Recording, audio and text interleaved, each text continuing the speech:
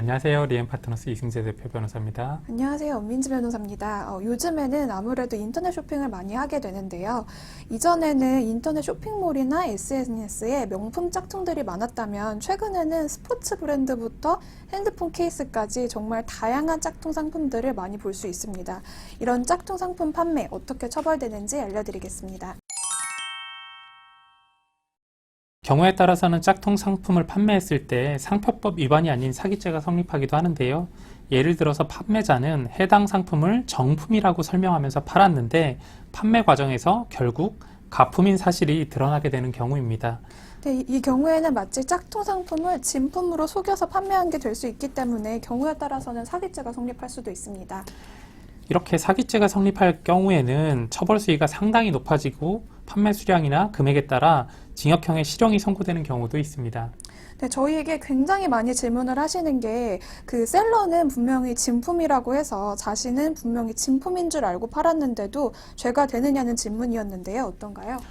예, 경우에 따라서는 사기죄가 성립할지 여부가 달라질 수 있는데요. 예를 들어서 판매할 상품이 정품인지 확인하기 위해서 관련된 서류들을 확인했고 자신이 매입해 오는 가격이 실제 정품 가격과 크게 다르지 않아서 자신이 가품인 것을 몰랐다는 점, 즉 자신이 고의가 없다는 점에 대해서 충분히 입증을 할 수 있어야 합니다.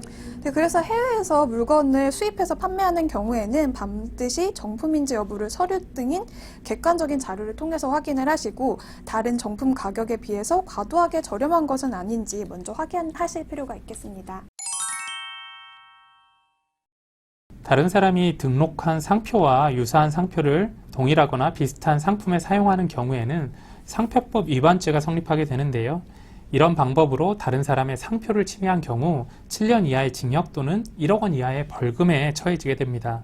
네, 그래서 판매 페이지에 보시면 이런 짝퉁 상품들을 판매하는 경우에는 상표 부분만 모자이크로 가리거나 블러 처리를 하는 경우도 많은데요. 그렇게 한다고 하더라도 실제 판매한 상품이 다른 사람의 상표권을 침해한 제품이라는 게 확인된다면 당연히 처벌 대상이 될 수 있습니다.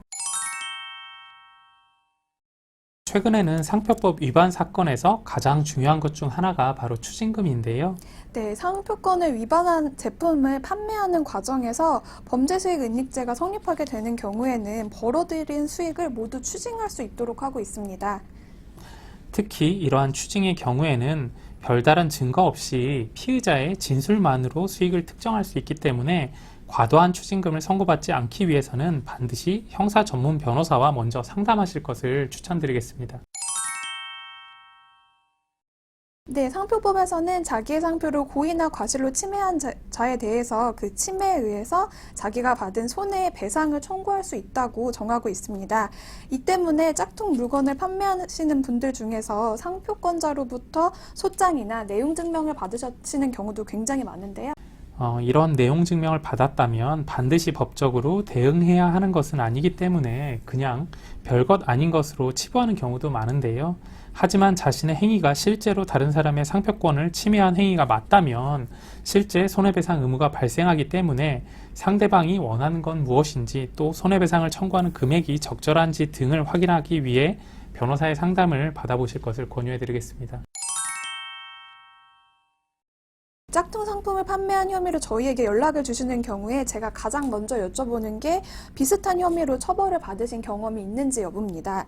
아무래도 짝퉁 판매가 생업하고 관련이 있다 보니까 어쩔 수 없이 재범률이 상당히 높기 때문인데요.